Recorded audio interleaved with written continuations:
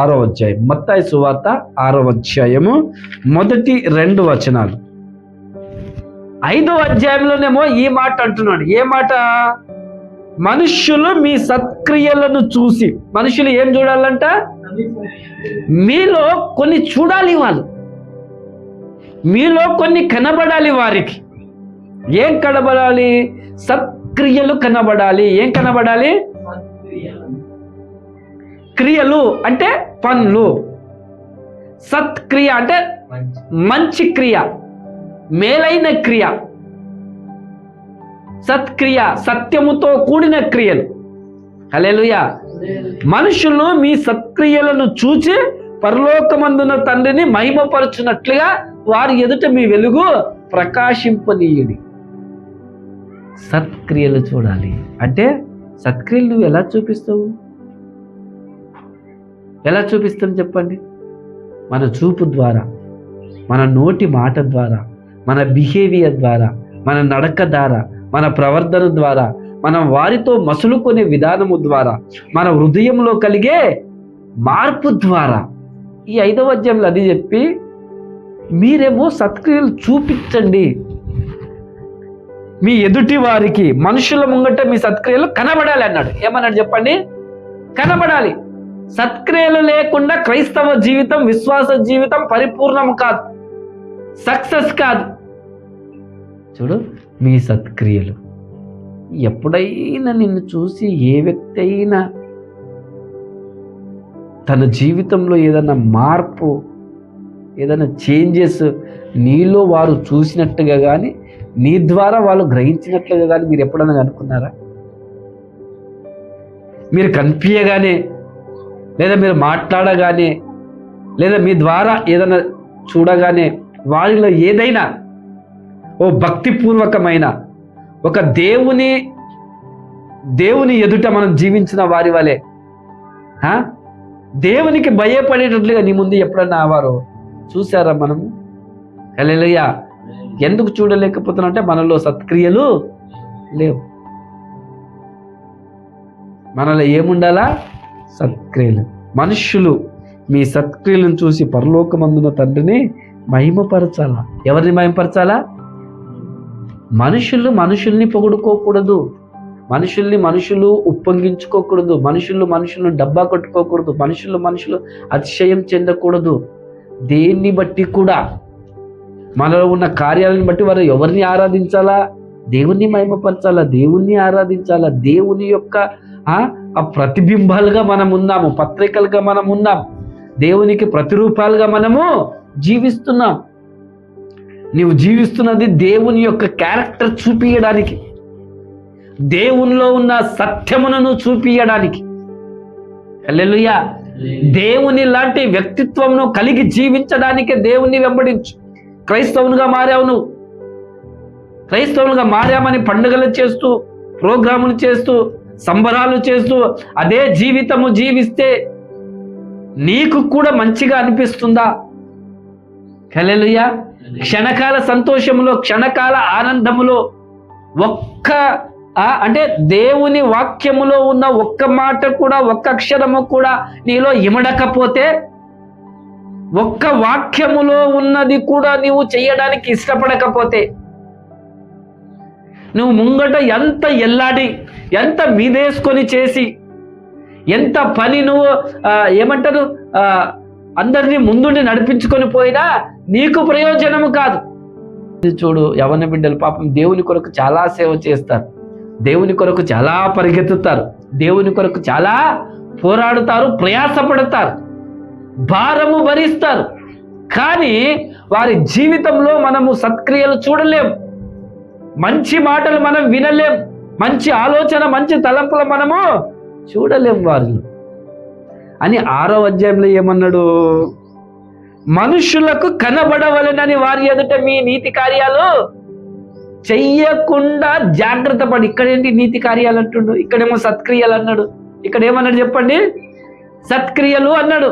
అవి మీరు చెయ్యాలి, పాటించాలి, మీలో నుంచి బయటికి రావాలి, మనుషులు వాటిని చూడాలా, వాళ్ళు చూసి దేవుణ్ణి మహిమపరచాలన్నాడు. ఇక్కడేమంటున్నాడు? మనుషులకు కనబడవలెనని. ఏం చేసి? కనబడవలెనని మీ నీతి కార్యాలు. అక్కడ సత్క్రియలు అన్నాడు, ఇక్కడ నీతి కార్యాలు అంటున్నాడు. సత్క్రియలు అంటే ఏంటిది, నీతి కార్యాలు అంటే ఏంటిది? నీతి కార్యాలు తప్పకుండా తన పిల్లలు చెయ్యాలి, కానీ ఇతరులు చూడాలని చేయకూడదు. నీతి కార్యాలు ఏం చేయాలి? మనము చెయ్యాలి, నీతి కార్యాలు మనలో ఉండాలి, కానీ అవి ఇతరులు చూడకుండా చేయాలి. ఇతరులు మనల్ని చూడాలి అని చేయకూడదు. హల్లెలూయా. ఈ రోజుల్లో నేను చెప్తాను, 100% క్రైస్తవులు, 100% దైవ సేవకులు, 100% విశ్వాసులు, 190% ప్రజలందరూ కూడా వారు ఏ నీతి కార్యం చేసినా, నీతి కార్యంలో మొదటిది ఏంటి? ధర్మం చేయట. ఏం చేయట? ఏం చేయట? ధర్మము అంటే సహాయము చేయట, హెల్ప్ చేయట, ఆదుకొనుట. మనుషులకు కనబడాలనే చేస్తారు. ఏం కనబడాలని చేస్తారు చెప్పండి? చిన్నదైనా పెద్దదైనా, చిన్న సేవకుడు చిన్నది చేసినా, పెద్ద సేవకుడు పెద్దది చేసినా వారు ఇతరులకు కనబడవలెననే చేస్తున్నారు. మరి నేనంటాను, ఈ రోజుల్లో మనకు వాట్సాప్ వచ్చింది, యూట్యూబ్ వచ్చింది, ఫేస్బుక్ వచ్చింది, ఇన్స్టాగ్రామ్ వచ్చింది, సోషల్ మీడియా విస్తరించింది. ప్రపంచంలో ఎక్కడ ఏది జరిగినా, ఎవరు చేసినా, ఎట్లా చేసినా మన ముందుకు అది వచ్చేస్తున్నది. ఓకే, సోషల్ మీడియా లేకపోతే కనీసం పేపర్ మీడియా అంటే లిటరేచర్స్ లేదా ఇంకా ఏ కోణమైనా కానీ ఇవన్నీ వచ్చినాయని చూపించుకుంటున్నామా? ఎందుకు మనం డబ్బు కొట్టుకుంటున్నాం? ఎందుకు మనం పేపర్లలో పడుతున్నాం? ఎందుకు మనం ఫోటోలలో తీసి ఫేస్బుక్లో పెట్టేసుకుంటున్నాం? అసలు ఏంటిది? వాక్యానికి అది సరిపోతుందా? ఏ సేవకుడైనా కానీ, ఏ విశ్వాసైనా కానీ, ఏ భక్తుడైనా కానీ వాక్యం ఏమంటుంది? మీ నీతి క్రియలు మనుషులకు కనబడవలెనని. వారి ముందు చెయ్యకుండా జాగ్రత్త పడమంటే మనమేమో మనుషులకు కనబడేటట్లుగానే చేస్తాం. పిల్లలే చెప్పండి, ఏం చేస్తాం చెప్పండి? అరే అలాగెలాగవుతుందండి, దాంట్లో తప్పేముంది, అసలు పొరపాటు ఏముంది? దేవుడు నాకు ఇచ్చిన స్థితిని బట్టి నేను కొన్ని వస్తువులు తీసుకున్నాను, అందరికీ పంచాను. అది ధర్మమా? అది నీతి కార్యము?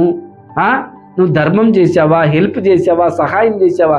ధర్మం చేయడం అంటే హెల్పింగ్ కాదా? సహాయం చేయడం కాదా? మరి దాన్ని చాలా గోప్యంగా ఉంచమన్నది కదా బైబుల్.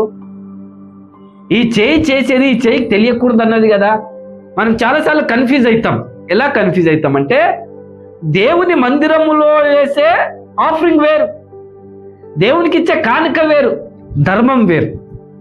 చాలా జాగ్రత్తగా మీరు ఈ పదాలలో, ఈ చేసే కార్యాలలో మనం చాలా జాగ్రత్తగా వాటిని విడదీయాలి. నీవు ఇతరులకు చేసేది ధర్మం. ఎవరికి చేసేది?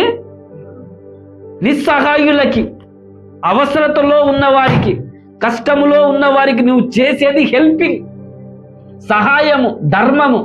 నువ్వు మందిరములో చేసేది దేవుడికి ఇచ్చే ఒక కానుక. ఏంటి చెప్పండి? నేను అంటాను, అంటే ఇది నా ఊహలో నుంచి వచ్చిన ఒక మాట. నువ్వు మందిరములో చేసినా, బయట చేసినా, నువ్వెప్పుడు ఎక్కడ ఏ ధర్మం చేసినా అది ఎలాగుండాలా? చాలా గోప్యంగా ఉండాలి, చాలా రహస్యంగా ఉండాలి. అది నీ అంతరాత్మకు మాత్రమే ఎరిగి ఉండాలి. అది దేవుడు చూచినట్లుగా ఉండాలి. అది పబ్లిక్గా ఉండకూడదు, అది బహిరంగంగా ఉండకూడదు. చాలా జాగ్రత్తగా దేవుని యొక్క ఫలం పొందలాగిన, దేవుని యొక్క మార్గంలో మనం జీవించలాగిన దేవునికి భయపడుతూ చెయ్యండి. ఎవరికి భయపడుతూ? రహస్యమందు చూచు నీ తండ్రి నీకేమిస్తాడు? ప్రతిఫలం ఇస్తాడు. అంటే నీకు రివార్డ్ ఇస్తాడు, నిన్ను శబాషని మెచ్చుకుంటాడు. అసలు ఇది బైబిల్ ఎలా చెప్పిందో ఒక్కసారి చాలా వేరుగా ఉంది. 5వ వచనం ఒకసారి చదవండి. చేసినా, ప్రార్థన చేసినా వేషధారుల వలె ఉండవద్దు. ఎలా ఉండవద్దు? వేషధారులు ఏం చేస్తారంట? సమాజ మందిరాలలోను మూలలలోను నిలబడి అందరికి కనబడవలెనని చేస్తారంట. ఎట్లా చేస్తారంట? పరలోకమందున్న తండ్రి నువ్వు చూచున్నట్లుగా నీ రూములోనికి వెళ్ళి తలుపు గడియ వేసుకొని నువ్వు ప్రార్థన చేస్తే రహస్యంగా చూచు నీ తండ్రి నీకు ప్రతిఫలము దయచేస్తారు. అలాగైతే అన్న మరి అందరము ఆదివారం నాడు కూడుకుంటున్నాం కదా ఇప్పుడు ఇంతమందిమి, మరి ఇక్కడ ప్రార్థన చేయకూడదంటే ఈ ప్రార్థన వేరు. ఈ ప్రార్థన మనం ఎవరో చూడాలని చేయట్లేం, మనం సంఘముగా కలిసి ఇక్కడ ప్రార్థన చేసుకుంటున్నాం. నీవంతా ఏం చేస్తున్నావు? స్పెషల్గా మోకాళ్ళేసి స్పెషల్గా అందరూ డిస్టర్బెంట్ అవ్వంగా వాక్యము నడిచిన, పాటలు నడిచిన, ఆరాధన నడిచిన, అసలు వాక్యములో ఇంతనన్నా దానికి ఏమంటారు రుజువు ఉన్నదా? ఇంతనన్నా సపోర్ట్ చేస్తుందా నీకు? అది వాక్యంలో ఏమైనా ఉందా? ఎవిడెన్స్ ఏమైనా ఉందా? నువ్వు చేసే భక్తికి ఏమైనా ఎవిడెన్స్ ఉందా? హల్లెలూయా. చెప్పేవారు లేక వారిని మనం ఇంకా గొప్పగా భావిస్తుంటున్నాం. ఎలా భావిస్తున్నాం? ఎందుకంటే నువ్వు ప్రార్థన చేయడం చాలా మంచిది. ఊరు కొరకు చెయ్యి, కేరి కొరకు చెయ్యి, కుటుంబం కొరకు చెయ్యి, అందరి కొరకు చెయ్యి. ఎక్కడ చెయ్యి? రహస్యంగా చెయ్యి, సీక్రెట్గా చెయ్యి. వస్తున్న పోతున్న వాళ్ళు చూసి గ్రేట్ అనుకోవడానికి మాత్రం నువ్వు అప్పుడే నీ ఫలం ఏమైపోయింది? దేవుని దగ్గర నుంచి వచ్చేసింది. ఏం రావాలో నువ్వు ఫలం పొందవిక. అంత నీతి కార్యాన్ని అంత చులకనగా చేస్తే కదా. ప్రార్థన అనేది అది అంత చీప్ థింగ్ కాదే. ప్రార్థన అనేది బైబుల్ అంతటికి, క్రైస్తవులంతటికి, దేవునికి యేసయ్యనే ఎంత సీక్రెట్గా చేశాడు ప్రార్థన. శిష్యులకు కనబడకుండా రాత్రిలో వెళ్ళి ప్రార్థన చేశాడు ఆయన. డేలో కూడా చాలాసార్లు ఎవరికి దొరకకుండా వెళ్ళి ప్రార్థన చేశాడు ఆయన. హల్లెలూయా. దాన్ని మనం ఏం చేయకూడదు? వేషధారుల వలె చేయవద్దు. అలా చెప్తూ ఏమన్నాడంటే, మీరు ప్రార్థన చేయనప్పుడు ఇలా చెయ్యండి. ఒక మీకు ఇల్లు ఉంటే ఇంట్లోనికి. మరి యేసయ్య మనం అనుకుంటాం, యేసయ్యనే చెప్పిన మాట కదా, మీరు ప్రార్థన చేయనప్పుడు అన్యుల వల్ల వ్యర్థమైన వాటిని వచింపవద్దు. నువ్వు ప్రార్థన చేయనప్పుడు నీ గదిలోనికి వెళ్ళి తలుపులు వేసి రహస్యమంది అన్నాడు. మరి యేసయ్య తలుపులు వేసుకొని చేశాడా? ఎక్కడన్నా బైబిల్లో మనకు ఎవిడెన్స్ ఉందా? అంటే ఆయనకు లేదు అవకాశం. ఆయనకు ఇల్లు అంటే సొంత ఇల్లు అంటూ లేదు, సీక్రెట్ ప్లేస్ అంటే లేదు. అందుకే ఎప్పుడు అడవి, కొండలు, తోటలు ఎన్నుకున్నాడు ఆయన. యేసు ప్రభు తన శిష్యులకి ఏం చెప్పాడంటే, మనం ప్రార్థన చేస్తే ఇలా చెయ్యాలి. ఎలా చెయ్యాలి? ఇది ఒక మాదిరికరమైన ప్రార్థన. చదవండి అందరు. పరలోకమందున్న మా తండ్రి, నీ నామము పరిశుద్ధ పరచబడునుగాక, నీ రాజ్యము వచ్చునుగాక. మా రుణస్తులంటే నీకు వ్యతిరేకంగా ఏది చేసిన వారైనా, నీకు తిట్టిన వారేగా, నీ కొట్టిన వారేగా, నీ గెలికిన వారేగా, నీ దోచుకున్న వారేగా, నీ రుణము అనేది అప్పు. ఏంటి చెప్పండి? రుణం అనేది నీకు వ్యతిరేకంగా ఏది చేసినా అది రుణం. అది నువ్వు క్షమిస్తే, ఎవరు క్షమిస్తే? నువ్వు క్షమిస్తే, నీవు ఎవరికైతే ఏదైనా అన్యాయంగా చేసినావో అది దేవుడు క్షమిస్తాడు. ఎవరు క్షమిస్తారు చెప్పండి? నాకు తెలిసి సంఘాలలో ఎవరికి తెలియదు అనుకుంటా రుణం అంటే. మా రుణస్తులను మేము క్షమించి ఉన్న ప్రకారం అంటే, మా తోటి వారిని, నన్ను కొట్టిన వారిని, నన్ను తిట్టిన వారిని, నా దగ్గర లాక్కున్న వారిని, నాకు నింద వేసిన వారిని, అన్యాయంగా నా మీద కొండెం చెప్పిన వారిని చాలా మంది ఉన్నారు వ్యతిరేకంగా. ఎంతమంది ఉన్నారు? నేనంటే ఎవరికి పడది. హల్లెలూయా. నేనంటే ఎవరికి పడది. వారిని నేను క్షమించిన ప్రకారం. ఏం చేసిన ప్రకారము? నువ్వు క్షమించావా నిజంగానే? మా రుణములు మీరు క్షమించండి అంటే. చూడండి, ప్రజల గురించి ఒకసారి ఆలోచిస్తే నాకు చాలా నవ్వు వస్తుంది, చాలా కోపం వస్తుంది, బాధ వస్తుంది. చిన్నవి కూడా క్షమించలేని సహోదరులంగా పండగలు చేసుకుంటున్నాం. చిన్నవి కూడా ఓపుకోలేని వారంగా ప్రార్థనలు చేస్తున్నాం. మందిరాలకు ఆఫరింగ్లు ఇస్తున్నాం, దాన ధర్మాలు చేస్తున్నాం, ఉపవాసాలు చేస్తున్నాము, ఎక్కడికెక్కడికో వెళ్తున్నాం. అప్పుడంటే మెదక్ ఉండే, దారూరు ఉండే, ఇప్పుడు బెల్లంపల్లి అయింది ఒకటి, లేదంటే గోవా అయింది, ఇంకా ఎక్కడికెక్కడో. అరే, నీ పక్కనున్నోనికే నువ్వు క్షమించవు. ఏం చేయవు? క్షమించవు. దేవుడు నిన్నెట్లు క్షమించాలా? మీ మమ్మీని క్షమించవు, మీ డాడీని క్షమించవు, స్కూల్లో ఉన్న నీ ఫ్రెండ్స్ని క్షమించవు, నువ్వు మా రుణస్థులను మేము క్షమించిన ప్రకారం మా రుణములను, అంటే నీవు చేసే పొరపాట్ల, నీవు చేసే పాపాలను క్షమిస్తాడు ఆయన. హల్లెలూయా. పరలోక ప్రార్థన ఏంటో అలా చెప్పుకుంటూ పోవడం కాదు. గుడుగుడు గుడుగుడు నోట్ల గుంపులో గోయిందులాక తాగకుండా హల్లెలూయా చెప్పండి. అనుదినాహారం నేడు మాకు దయచేయి, అంటే ప్రతిరోజు మాకు కావాలి ప్రభువా, కానీ ఈరోజు ఇప్పుడు నేను బ్రతికున్నా కాబట్టి నువ్వు నాకు ఇవ్వు. హల్లెలూయా. మా రుణస్తులు మేము క్షమించిన ప్రకారము మా రుణములు మీరు. తర్వాత ఏముందమ్మా? మమ్మను శోధనలోకి తేక దుష్టుని నుండి మమ్మను తప్పించుము. అంటే దుష్టుడు అంటే కీడు కదా, అంతేనా? శోధనలోనికి తేక అంటే ఎప్పుడన్నా శోధించబడినప్పుడు, ఎప్పుడైనా ఆకర్షించబడినప్పుడు, వినండి, ఎప్పుడైనా అట్రాక్ట్ అయినప్పుడు, ఎప్పుడైనా లొంగే ప్రయత్నం వచ్చినప్పుడు, ఎప్పుడైనా పడిపోయే పరిస్థితి వచ్చినప్పుడు ఏం చేయాలి మనము? ప్రభువా ఈ శోధన నుంచి నన్ను తప్పించు ప్రభువా. ఓన్లీ పరలోక ప్రార్థన చెప్పినప్పుడే చెప్తావా నువ్వు? ప్రతి క్షణం చెప్పలేవా? ప్రభువా ఈ శోధన నుంచి నన్ను తప్పించు, ఈ శోధన నుంచి నన్ను తప్పించు, ఈ ఆకర్షణ నుంచి నన్ను తప్పించు, డబ్బనే శోధన నుంచి నన్ను తప్పించి ఇంకా సంపాదించాలి. హల్లెలూయా. శరీర కోరికలు, ఆశలు, డిజైర్స్ నుంచి నన్ను తప్పించు, దుష్టు నుండి తప్పించు. అంటే కీడు. మేము శోధన ద్వారా ఏ కీడులోనైనా పడతాం, మేము ఏమవుతాము? అంతే కదమ్మా. శోధన ద్వారానే కదా మనం పాపానికి పురికొల్పబడతాము, శోధన ద్వారానే కదా మనం పొరపాట్లకు ఆకర్షించబడతాము, శోధన ద్వారానే కదా మన మనసు అనేకమైన పొరపాట్లు లేదా తప్పుడు ఆలోచనలు ఆలోచించి మనం నోరు జారడం, చెయ్యి జారడం, కాలు జారడం, హల్లెలూయా మనం వెళ్ళిపోతాం కదా దుష్టుడి నుండి. అంటే దుష్టుడు అంటే కీడు, అపవాది నుంచి, కీడు నుంచి, హాము నుంచి. ఏం నుంచి చెప్పండి? హామ్ అంటే తెలియదు మీకు ఇంగ్లీష్లో? కీడు, ఒక ఘాతుకం, ఒక అపాయం, ఒక డేంజరస్ నుంచి మమ్మల్ని ఏం చెయ్యు? తప్పించు. హల్లెలూయా. రోజు ప్రార్థన చేసుకోవడానికి రాదా? నీకు ఓన్లీ పరలోక ప్రార్థన చెప్పినప్పుడే చెప్తావు నువ్వు ఇది. నువ్వు ఒక సంవత్సరం అంతా నువ్వు ఆ ప్రోగ్రాంలో పాల్గొనలేవనుకో, నువ్వు పరలోక ప్రార్థన చెప్పలేదనుకో, ఎట్లా? హల్లెలూయా చెప్పండి. కీడు నుంచి మమ్మలను తప్పించుము.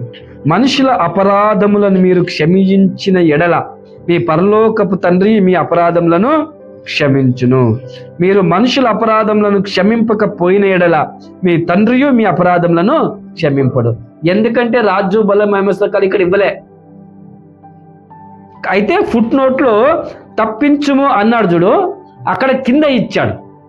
ఎందుకంటే రాజ్యము, బలము, మహిమ ఇంకా నిరంతరము నీవైనావని. హల్లెలూయా. అంటే దేవుడే బలవంతుడు, దేవునిదే రాజ్యము, దేవునికే మహిమ. హల్లెలూయా చెప్పండి. కింద మనకు 15వ వచనంలో ఏముంది? మీరు క్షమిస్తేనే క్షమించబడతారు, మీరు క్షమిస్తేనే దేవుడు క్షమిస్తాడు. అంటే ఫస్ట్ ఎవరు చేయాలా? మనం చేయాలి. ఎవరు చేయాలా? మనం చేయాలి. ముగించుకున్న ఒకటి ధర్మం చేయడం, రెండవది, మూడవది ఉపవాసం. ఈ 3 దగ్గర ఒకే మాట వాడాడు, వేషధారుల వలె. ఎవరి వలె? మీరు ఒక్కసారి ఈ లోకాన్ని చూడండి, ప్రజలను చూడండి, దైవ సేవకులను చూడండి. నిజంగా నీతి కార్యం ప్రజలకు కనబడవలేననే చేస్తున్నారా, రహస్యంగా చేస్తున్నారా? ధర్మము అట్టనే చేస్తున్నారు, ప్రార్థనలు, ఉపవాసము, బైబిల్ ఏం చెప్పిందో అది చేయక ఎందుకు అలాగ అయిపోతున్నారో నాకు అర్థం కాక. నాకు ఒక ప్రశ్న మిగిలిపోయింది. అసలు 10 రోజులు ప్రార్థన నేను ఎందుకు చేయాలి? ఉపవాసం ఎందుకు చేయాలి? 20 రోజుల ఉపవాసం నేను ఎందుకు చేయాలి? నాకు వచ్చిన ప్రశ్న, చేసేవారి గురించి కాదు నేను మాట్లాడుతున్నా, నాకు వచ్చిన ప్రశ్న మీరు చెప్పండి సంఘమంతా. 21 ఉపవాసం దేనికి చెయ్యాలా? 50 రోజుల ఉపవాసం దేనికి చెయ్యాలా? 100 రోజుల ఉపవాసం దేనికి చేయాలి? అసలు మీరు చెప్పండి. బైబిల్లో ఎవరెవరు చేశారు, ఎందుకు చేశారు, ఎప్పుడు చేశారు? ప్రతి సంవత్సరం చేశారా? వాళ్ళు చేసేటప్పుడు ఏం చేశారు? ఫ్లెక్సీలు వేసారా? బ్యానర్లు వేసారా? అప్పుడు లేవు కదన్నా, నిజమే, అప్పుడు లేవు. ఆది కాండం మొదలుకొని ప్రకటన గ్రంథం వరకు మనకు అదే కదా రుజువు. మనం ఇప్పుడు భక్తి చేస్తున్నామంటే, మనం ఆరాధన చేసుకుంటున్నామంటే, దేవుణ్ణి వెంబడిస్తున్నామంటే, ఒక పండుగ చేసుకుంటున్నామంటే, ఏమి చేసుకున్నా మనకు రుజువు ఏంటి? మనకు ఆధారం ఏంటి? దేవుని వాక్యమే కదా. మరి దేవుని వాక్యంలో ఆది కాండం మొదలుకొని ప్రకటన గ్రంథం వరకు ఓహో నీకు ఇట్ట అర్థమైందా సేవకుడా, లేదా ఆయన కట్ట అర్థమైందా, ఆయన చేస్తే నీకేంటి బాధ? నాకు ఎవరు చేస్తే ఏ బాధ లేదు. దేవుడు ఎవరికి ఏం చెప్పితే అది వాళ్ళు చేసుకుంటారు కదా. కానీ వాక్యం అయితే రుజువు ఉండాలి కదా. వాక్యమే కదా మనకు సపోర్ట్ చేయాలా వద్దా? మరి ఏం చెప్తుంది వాక్యం? వాక్యమేమో మనము ఇప్పుడు మత్తయి సువార్త 6వ అధ్యాయంలో మనం చూసుకుంటున్నాము. మీరు ఉపవాసం చేయనప్పుడు వేషధారుల వలె ఉండవద్దు, దుఃఖముఖులై ఉండవద్దు, రహస్యముగా చెయ్యాలి అన్నది కదా. మరి పబ్లిక్గా చేసేది ఏది, రహస్యంగా చేసేది ఏది? ఎవరు పబ్లిక్గా చేయాలా, ఎవరు రహస్యంగా చేయాలా? అందరూ రహస్యంగా చేయాలనా? సేవకులు కూడా రహస్యంగా చేయాలనా? లేదా ఇది ఎవరికి రాయబడ్డది? కొంతమందికి రాయబడ్డదా, అందరికి రాయబడ్డదా? అంటే వేషధారులు అంటే యాక్టింగ్, చూపించుకోవడానికి,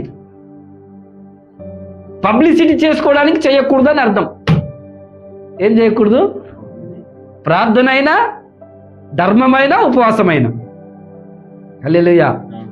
నాకున్న జ్ఞానం యొక్క వాక్య జ్ఞాన ప్రకారం, ఆధారం ప్రకారం నేనేమంటానంటమ్మా, బైబిల్లో ఉపవాసం చేసిన వాళ్ళందరూ కూడా వాళ్ళు ఎన్ని రోజులు చేసినా చదివండి, మీరు ధ్యానించండి, వాక్యాన్ని త్రిప్పివేయండి. ప్రకటన గ్రంథం మొదలుకొని ఇక్కడ ఆది కాండం వరకు వాళ్ళందరూ కూడా కొన్ని సిచ్యువేషన్లలో, కొన్ని పరిస్థితుల్లో చేశారు.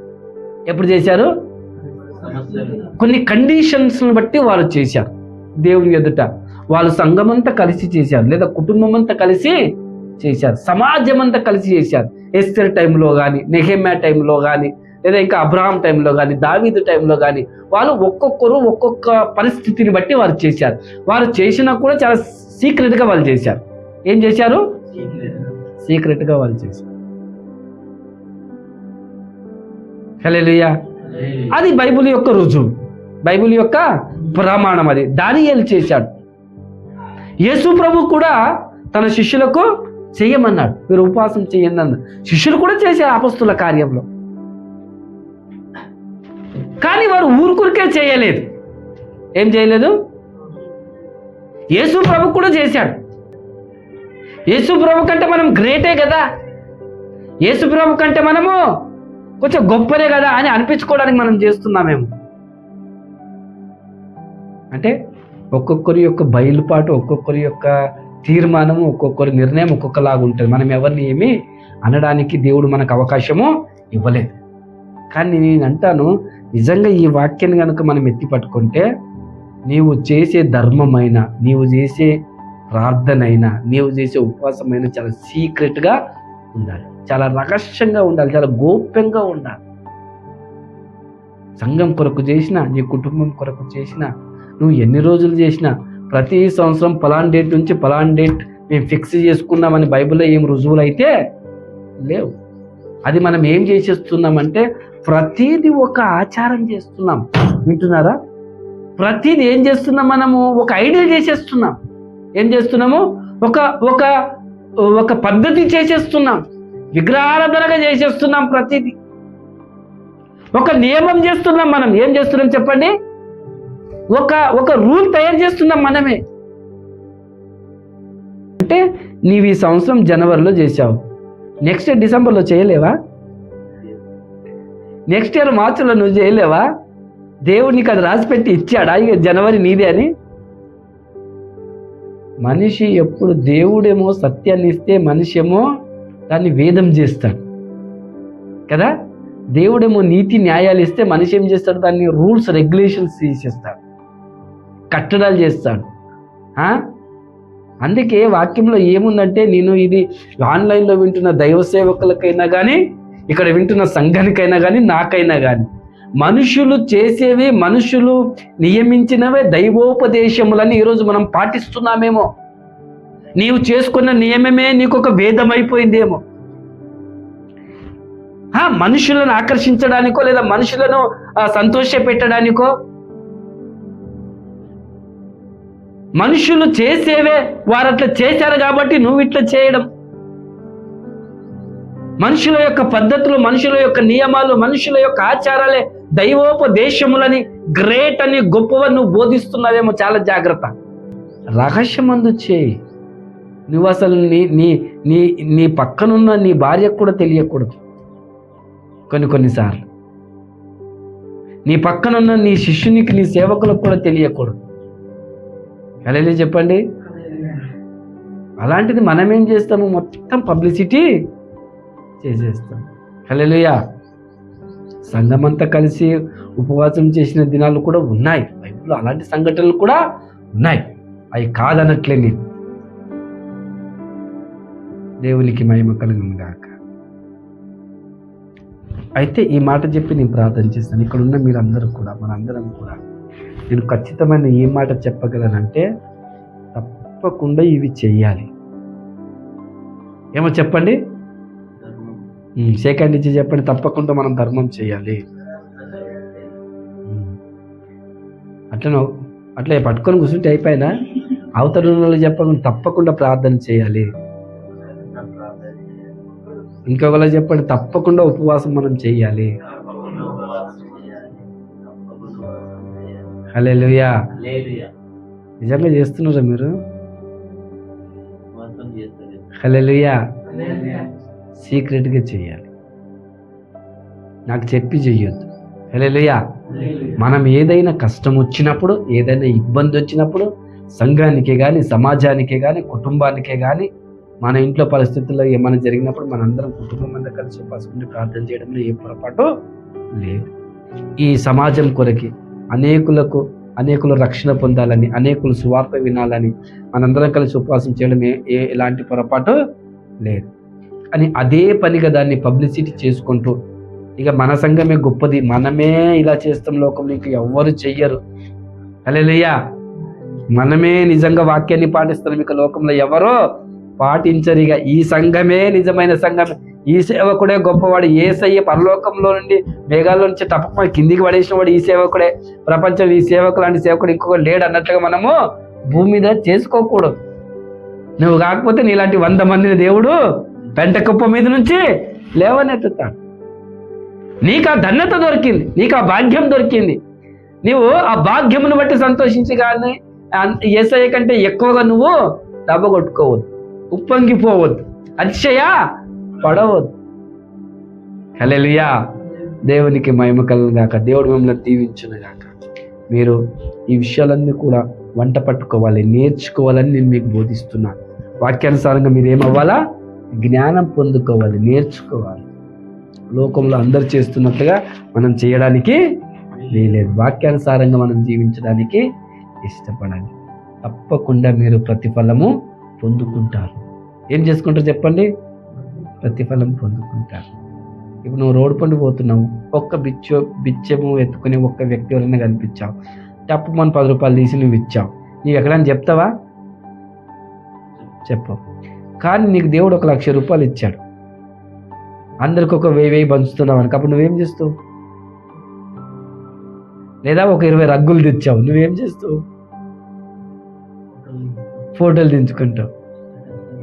కానీ చెప్పండి, చాలా జాగ్రత్తగా ఉండాలి. మనం ఎట్లుండాలి చెప్పండి? చాలా జాగ్రత్తగా ఉండాలి, రహస్యంగా చేసేటి ఇవన్నీ. అందుకే బైబిల్లో మొదటి వచనమే అన్నాడు, మీరు మనుషులకు కనబడవలెనని మీ నీతి కార్యములు చేయకుండా జాగ్రత్త పడండి, లేకుంటే మీరు పరలోకమందు మీ తండ్రి యొక్క ఫలము ఉన్నారు. హల్లెలూయా.